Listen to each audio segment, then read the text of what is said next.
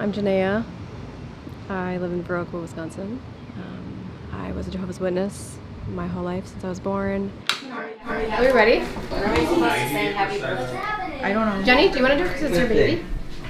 To present it to her? It's your baby. Oh yeah, that's And right. then you give it I to have her a and kid. she sees I'm a your mom. face. Bring it to her. I forgot. It's your baby. Okay.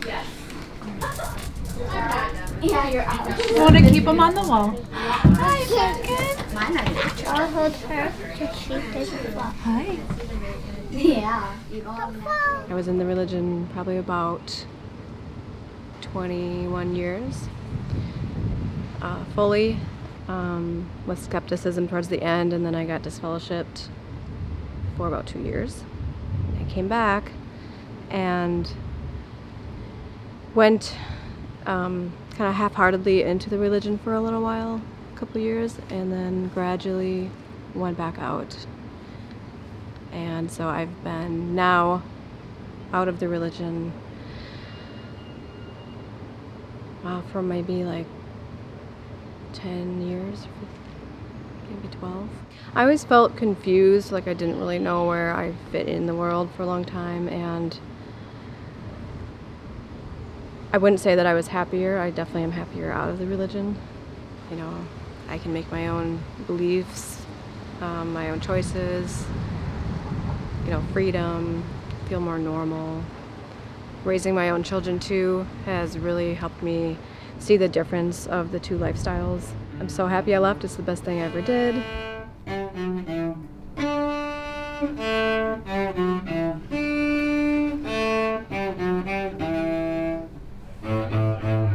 Do your research, learn, understand where the history is, what you're actually believing in and where it came from. Just the lack of knowledge that is in there. It's really something that I wish I could pass on to others, but it's one of those gray areas that you can't really talk about. So, but I love my life. It's great. Stanley. Stanley Walter? Yeah. Okay. I hope you have a good birthday. They don't know enough to understand the perspectives and differences of what else is out there. They're inside of a bubble. I would say look into the founders and where they came from, because they are actually from other religions, and then they just like added weird stuff to it and then became popular. And it really just sort of seems a created religion, which I think most Jehovah's Witnesses don't even know about. I would start there. And then understanding where those what the religions that the founders came from and how they came to be and why they brought in new ideas, because they did sort of like a trial and error, like, oh, people like this and people like this belief, but not this one, so let's drop this one and let's add this one. And it's kind of goofy if you think about it. So much of it is so unfair and based on things that are actually just wrong in the law. How they handle pedophiles and stuff that involves the local law enforcement. How they treat people who have quote-unquote sinned, whether the elder themselves have secretly done the same things, then they'll be more harsh. It's a very imbalanced system of how they punish people, how they, you know, treat people like they don't exist, like they're horrible. They tear families apart. Very segregating. It's a sad existence, really, because you don't get to live a normal family life. We celebrate birthdays. I find birthdays to be one of the best things in the world. Who wouldn't want to celebrate the birth of your beautiful child? It's the most exciting thing in the world. And to act like it didn't happen is weird. We do holidays. I don't have a specific religion or a specific faith that I follow, so we just kind of do whatever we want.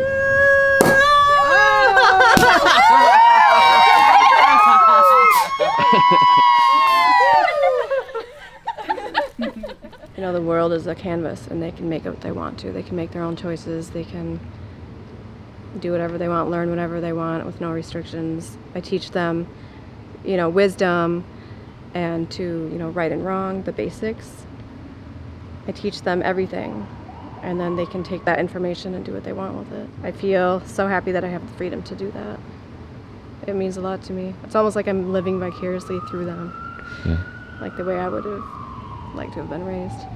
For instance, my eldest daughter is wanting to go to college, and I feel so excited to encourage her in that path because that's something that was frowned upon when I was younger. And I just hope that she can find her place in the world, you know, and I felt very limited, like I couldn't do that. And I kind of gave up at a young age, like, oh, I guess I'll just do nothing.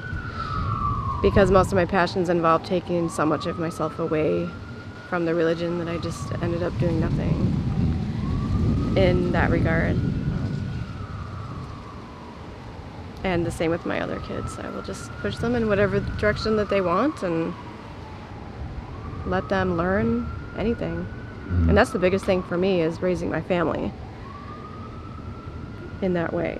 I teach them a lot about family. The family that we have is our family, no matter what they believe. And unconditional love is really huge for me. You know, you don't love someone based on what they believe. You love someone because they're part of your life. You appreciate who they are as a person. You know, they're good people, and we like spending time together. That's what family is, that's what love is, that's what friends are. It doesn't matter if they believe in God or not God, or they don't know. If they celebrate something or not, it doesn't matter. None of that matters. If they are, you know, lesbian, gay, trans, it doesn't matter. None of that matters. It's just, we're just people. We're all together, living our own lives, but together. I don't put any sort of barrier on who my kids are friends with. Practicing unconditional love. That's my number one goal, yeah. And so far it's working. My kids are amazing. I am experiencing a barrier of just getting together, just as simple as that. Just let's get together and hang out. But it has to be this big deal because the fear of my like broad beliefs, or non-beliefs I should say, might rub off on the Jehovah's Witness counterparts in our family. And so I end up missing out on a lot of time with them. There's a little distance. You know, there's the awkward feeling when we're together, like they are sad about me and think I'm lost. They choose, you know, other people to hang out with instead of me and my children. And I miss out on so much bonding in life, really. And I feel like I'm always having to also choose other people to hang out with instead of part of my family because of that. And what do you think about their opinion about you being lost? I understand it because they don't know. They haven't educated themselves. They, you know, I've been in that spot before where just the lack of knowledge, they don't know. So I feel like I'm more understanding than they are. It makes me sad. I get angry. You know, I wish that they would open their eyes and just accept us for like being together and family. And you know, we go so far back and we have those things, but then there's this like wall, and it's horrible. I feel it's because they base it on what they think I believe or what I don't believe. And it's, I mean, honestly, it's just not fair. It's not right. I think it's rude. I don't understand fully why they act confused about why I'm like this. So I think it's sort of ironic. They don't see themselves for how they're acting and how weird it looks to them because they have such a closed mind. And even just old friends of mine who like won't even speak to me. They see them, they act like I'm not there. I think that's a really strange kind of psychotic behavior that the religion has made these people into. It's sort of a form of psychotic behavior, actually, now that I think about it. So what do you think of Jehovah's Witnesses now that you've been out for 10 years? I mean, I view them as, you know, cultish and just really brainwashed, really closed-minded. I feel like they're fake nice to your face, but they really are thinking other things. I think a lot of them don't even know why they're doing this. It just seems kind of weird. I mean, they always look at me like with sad eyes. I don't think bad of them. I just think that, I guess I think sadly towards them. Like I feel bad for them that they don't know. That's good. Yeah. What is this event, this family event we're at? Oh, we're celebrating the wonderful life of my sister's daughter who turned 1. And it's a birthday, and it's very unpagan. We're just eating cake and hanging out and celebrating the life of our little niece. And it's so exciting. And the funny part is that half of our family won't come because they think it's extremely wrong and horrible. But it's actually really innocent and beautiful. And I love it. She starts crying. Wait, are we supposed to say happy birthday? I don't know.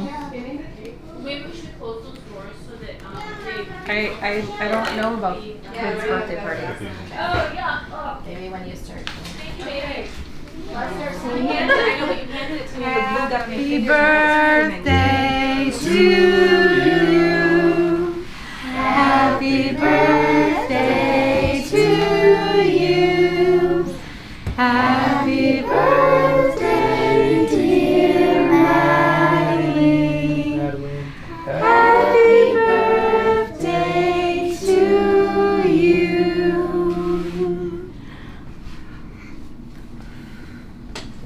To make a wish?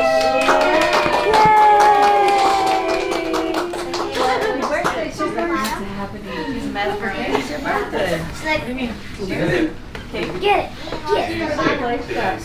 Oh, a plate? I want cake on her face. How many children of ex-Jehovah's Witnesses are here? We have my 3 kids, we have 6 of our family kids here celebrating, 6 adults. And we do this all the time. We do birthdays all the time. And it's so much fun. And the kids really feel special. And I think that's really important in a kid's life, to grow up feeling like, oh, they appreciate me. I'm special to my family. I was born and they love me here. Like, that's a special thing for a child. You know, it's easy to get lost in the mix in family life, the day-to-day, at school. I think every child deserves to feel special for one day every year. That's how I see it. We gotta go get a bus, baby. So say goodbye to all your friends, because we have to go catch our bus.